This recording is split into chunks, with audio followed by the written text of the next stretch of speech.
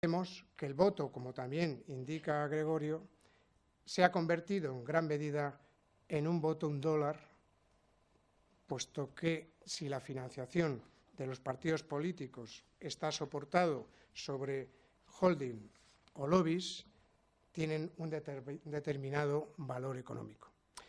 Muchas gracias, Gregorio. Es una enorme satisfacción tu valentía al sacar esta obra y creo que todos los que tengáis, pues que sin duda tenéis que tener la oportunidad de leerlo, todos tenéis que leerlo, vais a obtener una vía más de conocimiento, de análisis, de razonamiento y de reflexión. Muchas gracias.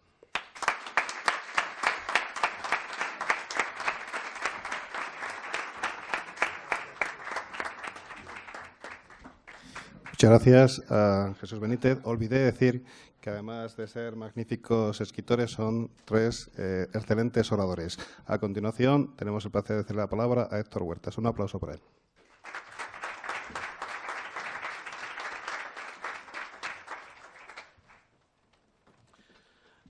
Buenas tardes.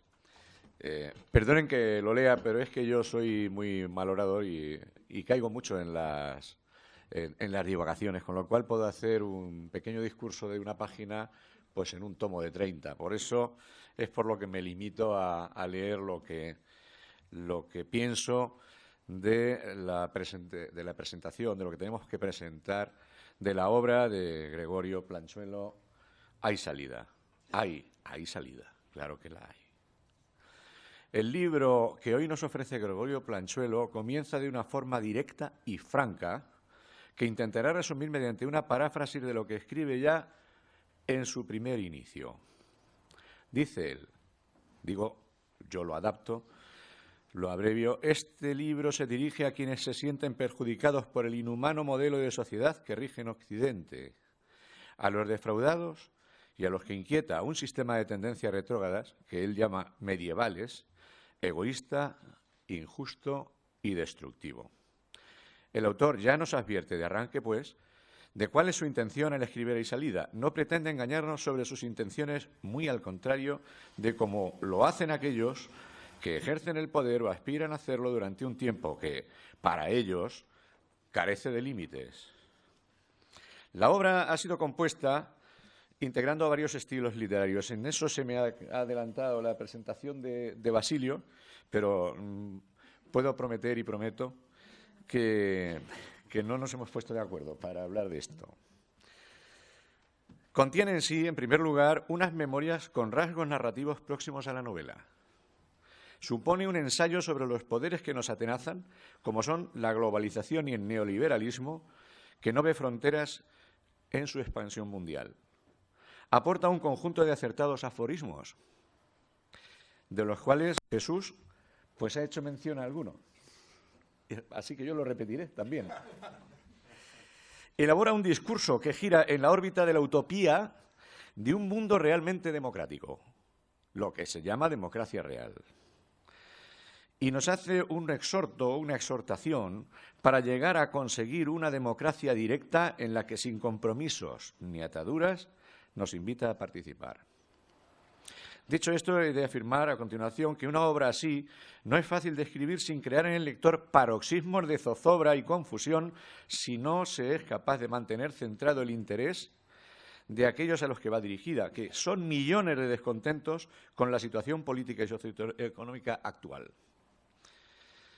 Pero tras su cuidadosa lectura, al final desaparece cualquier incertidumbre. Gregorio Planchuelo es un celoso defensor de la libertad, no de la democracia al uso, que da con sus votos una patente de corso, como él dice, y es verdad, a los que han sumado más papeletas en un proceso que exige un ciclo temporal de 4, 6, 8, 24, etcétera, años, según el caso, para hacer y deshacer, pasando de forma tangencial por los límites de sus promesas preelectorales y cumpliendo así con el aforismo atribuido fuera de contexto, por supuesto, al viejo profesor don Enrique Tierno Galván, cuando dijo, o dicen que dijo, los programas electorales se hacen para no ser cumplidos.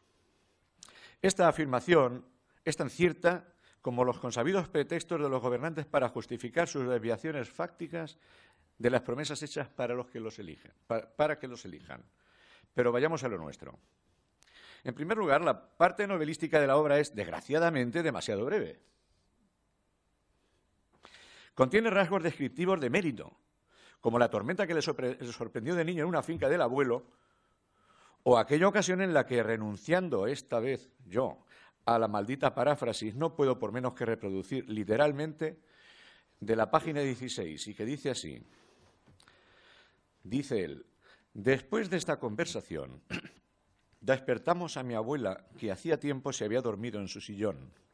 Encendimos los candelabros y, acompañado por amenazadoras sombras en movimiento, me dirigí a mi habitación.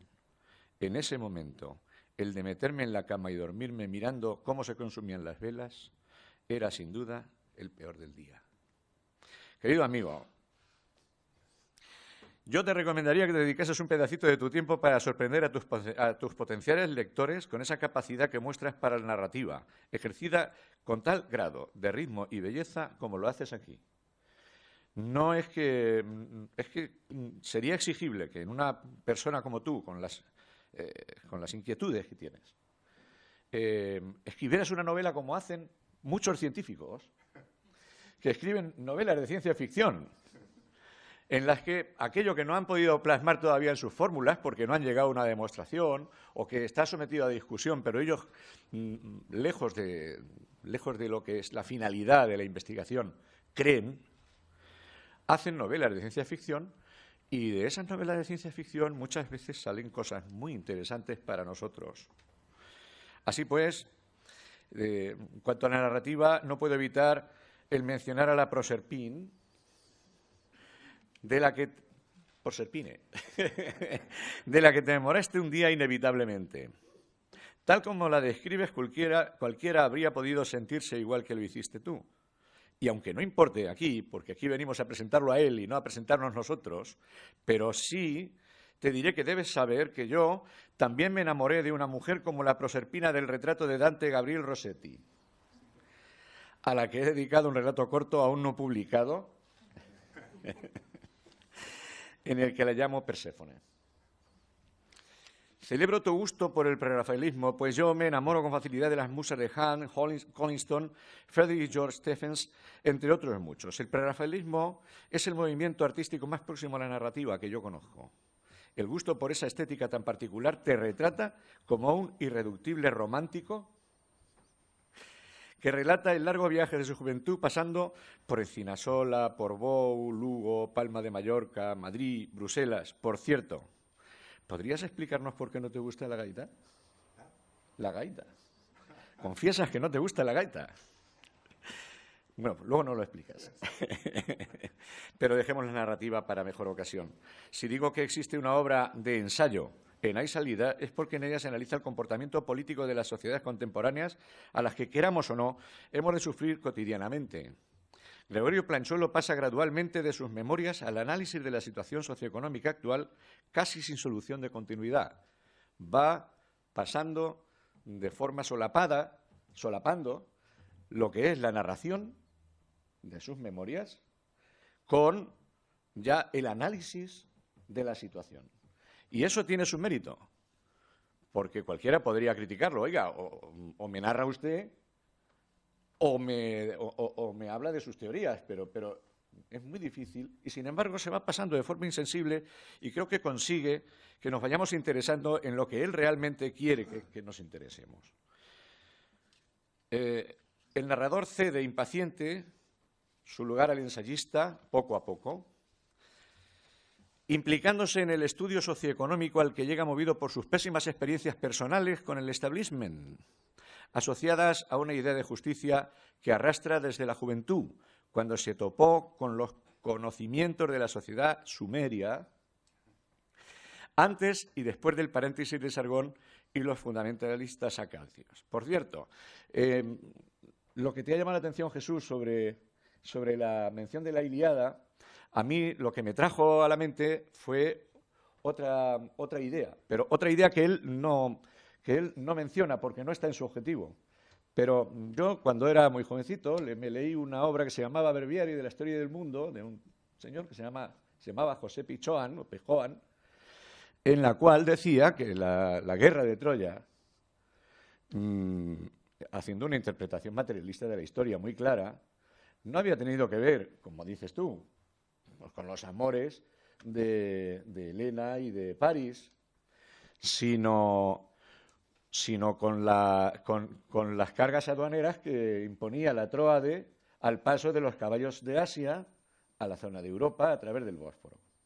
Claro, bueno, estos son formas de interpretar las cosas, y cuando la interpretación materialista de la historia estaba de moda, no quiero decir que no tiene su crítica, pero tiene su actualidad. Pero hubo un momento en que estaba de moda y todo se interpretaba así.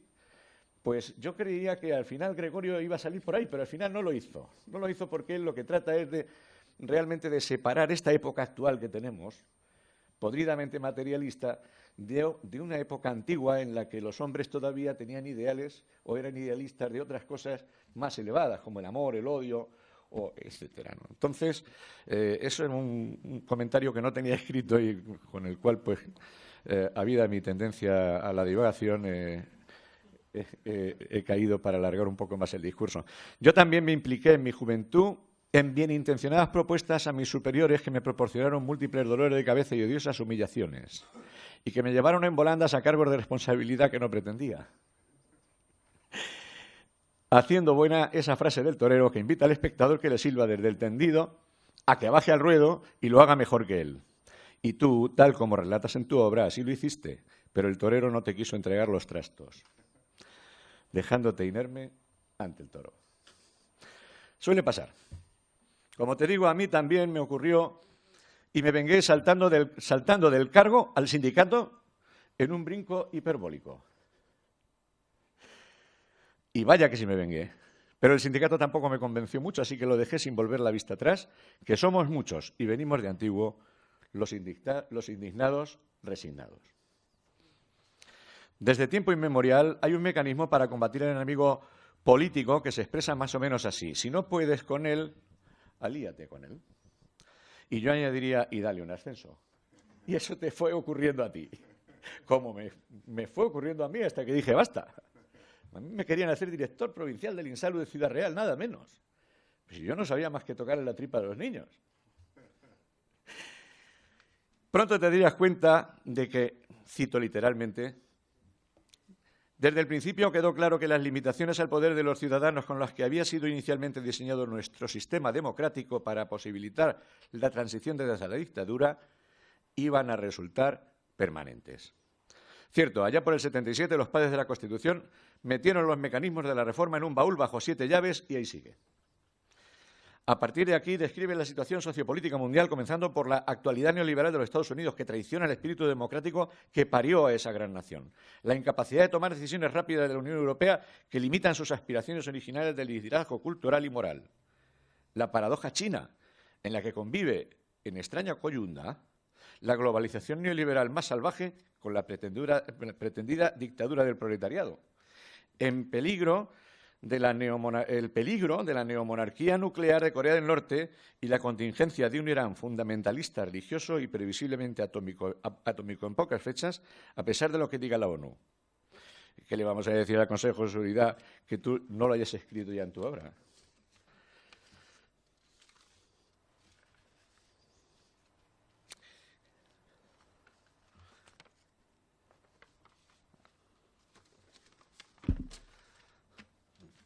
Pues no diremos nada, porque los que me escuchan estarán ya esperando a leer lo que tú dices, y no diré yo aquí, aunque la tentación de hacerlo me torture, encerrándome en el vientre de la espantosa doncella de hierro de Nuremberg.